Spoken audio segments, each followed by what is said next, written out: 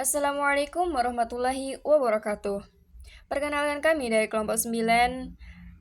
Kali ini kami akan mengajak kalian semua untuk menelusuri jejak sejarah peradaban Islam yang tumbuh dan berkembang di Tulungagung. Pada kesempatan kali ini, kita akan berkunjung ke sebuah masjid yang keberadaannya masih menyimpan banyak tanda tanya hingga hari ini. Masyarakat sekitar menyebutnya dengan Masjid Tiban. Masjid ini berada di Desa Macanbang, Tulungagung. Nama Tiban sendiri sudah mengundang rasa penasaran. Apakah masjid ini benar-benar muncul secara tiba-tiba? Ataukah ada cerita panjang yang tersembunyi di baliknya? Untuk menjawab itu, kami mendatangkan langsung juru kunci masjid yang bernama Mbah Dul Gani, keturunan ke-6 dari sang penemu masjid sekaligus makam di area ini. Dari beliaulah kami mendapatkan kisah yang diwariskan turun-temurun. Menurut cerita Mbah Dul Gani, masjid ini pertama kali ditemukan pada masa babat desa sekitar tahun 1470-an. Seorang leluhur bernama Singidin, kakek buyut dari garis Mbah Dul Gani, menemukan masjid ini di tengah hutan rimba. Bukan hanya bangunan masjid yang ia temukan, tetapi juga beduk, kentongan, mimbar, dan sebuah meja belajar. Semuanya dalam keadaan utuh, seolah memang telah menunggu untuk ditemukan. Menariknya, benda-benda ini tetap dipertahankan hingga hari ini sebagai bagian dari warisan sejarah. Saat kita berkunjung ke lokasi, kita akan melihat dua bangunan yang berdiri bersampingan, satu di sisi kanan dan satu di sisi kiri. Keduanya mungkin tampak seperti bangunan yang berbeda fungsi. Namun ternyata, keduanya sama-sama digunakan untuk beribadah. Bagian sisi kanan merupakan bangunan asli Masjid Tiban, sedangkan bangunan di sisi kiri adalah bangunan baru yang dahulunya merupakan balai desa yang kemudian diwakafkan untuk melengkapi fasilitas masjid.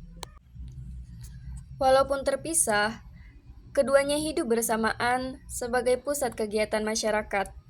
Masjid ini menjadi tempat keberlangsungan berbagai tradisi keagamaan, mulai dari maulidan, tasyakuran, kenduri, pengajian, hingga peringatan-peringatan penting dalam kalender Islam.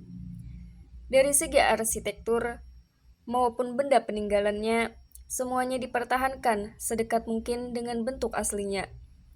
Beduk, kentongan, meja belajar, hingga mimbar tua yang masih berdiri kokoh, semuanya menjadi saksi bisu perjalanan panjang masjid ini. Sebelum kita membahas lebih dalam mengenai arsitektur Masjid Tiban, ada suatu pertanyaan yang mungkin terlintas di benak kalian. Siapa sebenarnya yang membangun masjid ini? Dan untuk siapa masjid ini didirikan jauh di tengah hutan rimba?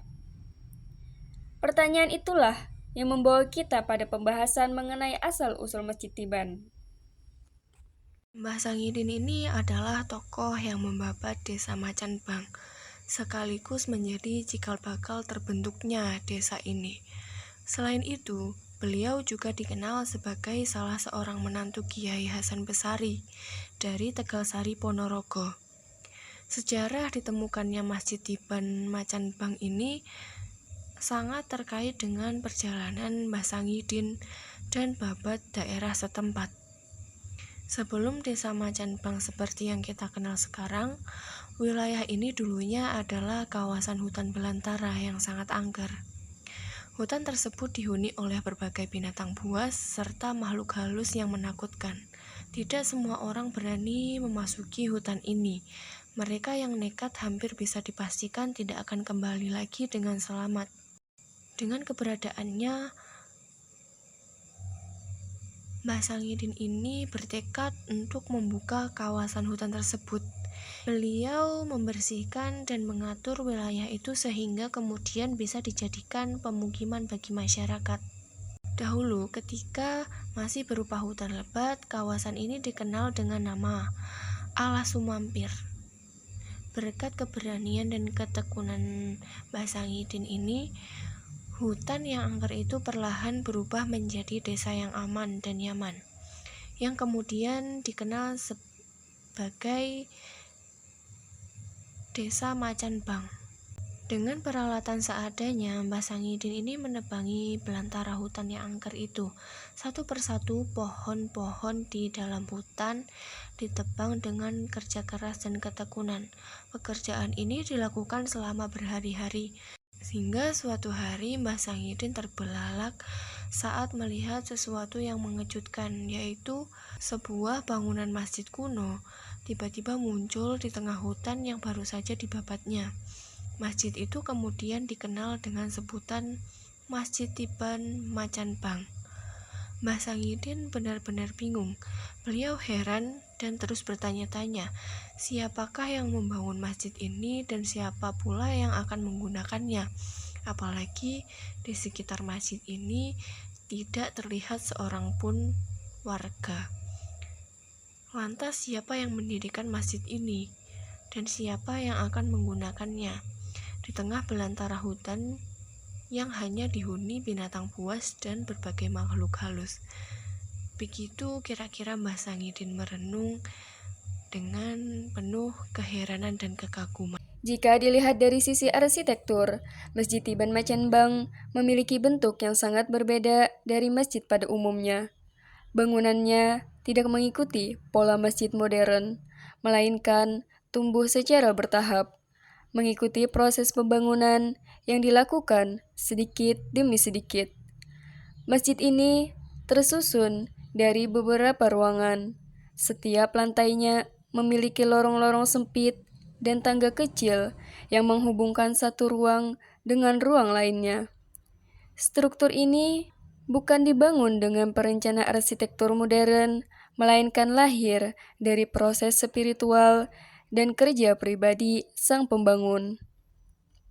Relief-relief tersebut memiliki pola geometris sederhana, lengkungan-lengkungan, serta motif hias yang terinspirasi dari budaya Islam dan sentuhan lokal Jawa.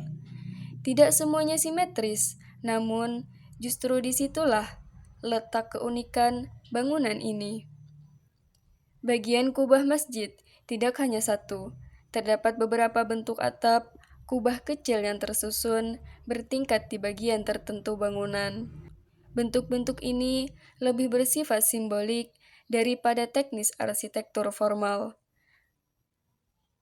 melambangkan kebesaran dan keagungan tempat ibadah. Di bagian dalam, ruang sholat utama dibuat cukup sederhana. Tiang-tiang penyangga penompa bangunan, sementara ventilasi dan lubang-lubang angin dibuat kecil namun banyak, sehingga udara tetap mengalir meski bangunan tampak padat. Arsitektur masjid ini mencerminkan sebuah konsep bangunan yang tumbuh, bukan bangunan yang dirancang di atas kertas. Ia berkembang seiring waktu, mengikuti tangan, doa, dan keyakinan pembangunnya. Masjid Tiban Macan Bang tidak hanya menyajikan bentuk fisik bangunan, tetapi juga menghadirkan makna bahwa arsitektur bukan hanya soal keindahan struktural, tetapi juga tentang ketekunan dan spiritualitas. Bangunan ini tumbuh secara bertahap, tidak langsung sempurna. Dari sudut pandang filosofis, hal ini menggambarkan perjalanan hidup manusia, bahwa kesempurnaan tidak datang secara instan, melainkan melalui proses, kesabaran, dan istiqomah. Masjid Tiban Macan Bang bukan hanya tentang bentuk bangunannya, tetapi juga tentang spiritualitas yang hidup dari generasi ke generasi. Di tempat inilah doa-doa dinaikkan, dan dari sinilah perjalanan rohani masyarakat bermula. Tidak jauh dari kawasan ini, lebih tepatnya, di belakang masjid, terdapat sebuah tempat yang juga menyimpan jejak sejarah dan spiritualitas. Makam seorang tokoh yang dikenal oleh masyarakat sekitar sebagai Sunan Kuning. Jika masjid ini menjadi simbol hubungan manusia dengan Tuhannya, maka makam Sunan Kuning menjadi simbol hubungan manusia dengan para pendahulunya. Dengan para penyebar nilai dan dengan jejak-jejak dakwah di masa lampau. Kompleks makam ini terletak dalam suasana yang tenang dan sederhana. Tidak ada kemegahan berlebihan, hanya keteduhan dan keheningan yang mengajak siapapun untuk menundukkan hati. Banyak penziarah yang datang bukan untuk mengagungkan makam, tetapi untuk merenungi perjuangan dan keteladanan.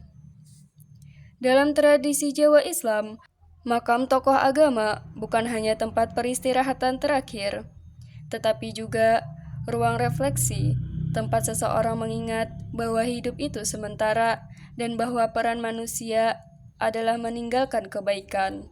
Disinilah masjid dan makam saling terhubung secara makna.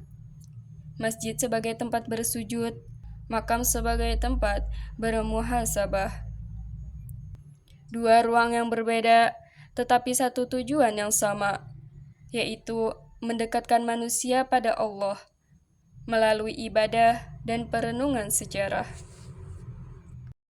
Masjid dan makam Sunan Kuning ini tepat berada di tengah-tengah pemukiman penduduk yang dikelilingi oleh pagar batu bata setinggi kurang lebih 1,5 meter, membentang sepanjang 55 meter dan selebar sekitar 45 meter.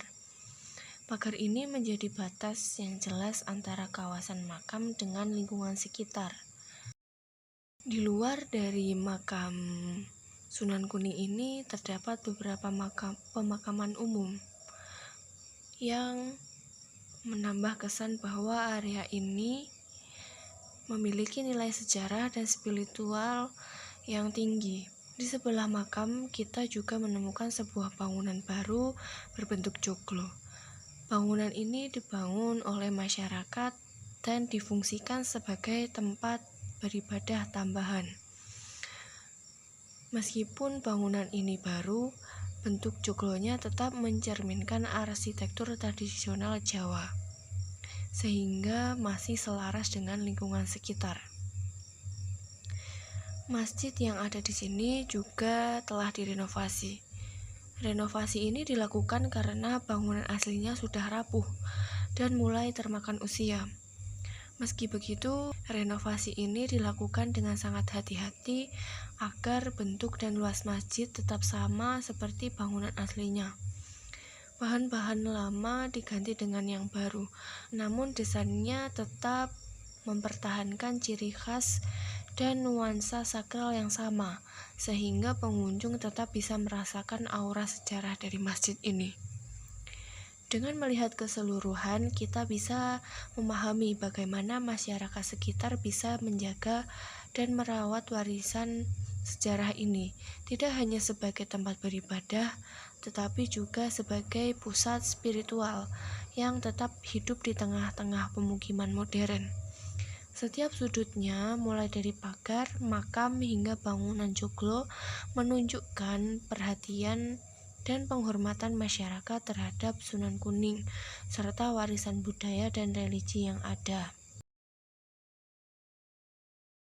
Masalah makam Sunan Kuning itu dari putra dari siapa dan dari mana asalnya, wafatnya tahun berapa, bulan berapa, tanggal berapa, tidak ada suatu penjelasan.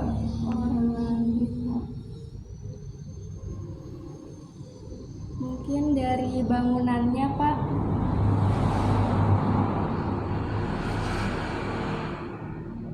Apa? Dari bentuk bangunan, kan sebelum kita masuk ke makam itu bentuknya ke bawah kayak kecil gitu ya, Pak. Apakah ada maksud tertentu atau bagaimana? Masalah pintunya. Nah, masalah pintu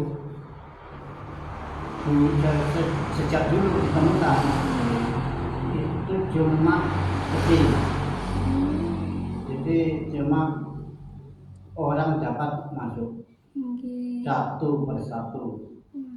Dan apa tujuannya? Itu adalah siapa saja yang akan jalan ke makam Sunan Kuning itu harus mempunyai penghormatan atau mempunyai tawaduk yang akan dijaloi. Jadi di situ tidak pandang bulu siapa saja yang akan berjalan di situ, apakah gubernur, apakah bupati, atau siapa saja, itu harus melalui pintu menerobos yang sendiri. Jadi hatinya harus merendah diri, tidak sembarangan. Ya, apalagi Untuk bangunan itu kan masjidnya ada 2 ya Pak, dibagi 2. Apakah itu dari awal mula ditemukan sudah begitu atau ada bangunan baru? itu yang sebelah kiri, yang sebelah selatan, itu bangunan baru. Jadi dulu cuma satu bangunan. Yang di sebelah selatan itu, yang Dimas itu adalah balai desa Masamba. Jadi di sana di balai desa dibangun model baru dan DPD dan kawan-kawan itu akan dijual pada pantas, kemudian diberikan ke pihak masjid untuk singgah para jamaah-jamaah yang kelelahan.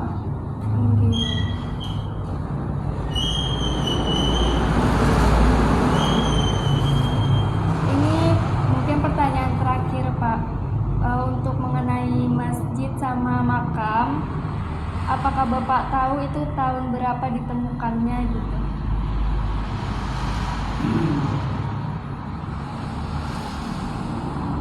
Masalah tahun itu kosong. Oh, nggih Pak. Ada biasa ditemukan tahun sekian bulan ini kosong. Oh, nggih Pak. Dalam perkiraan Nggih. itu sehabis babat dari Tegak Sari sekitar 1400-an 70-an. Jadi lesan dari Tegak Sari kemudian pergi ke timur untuk mampir di sini sekitar 1000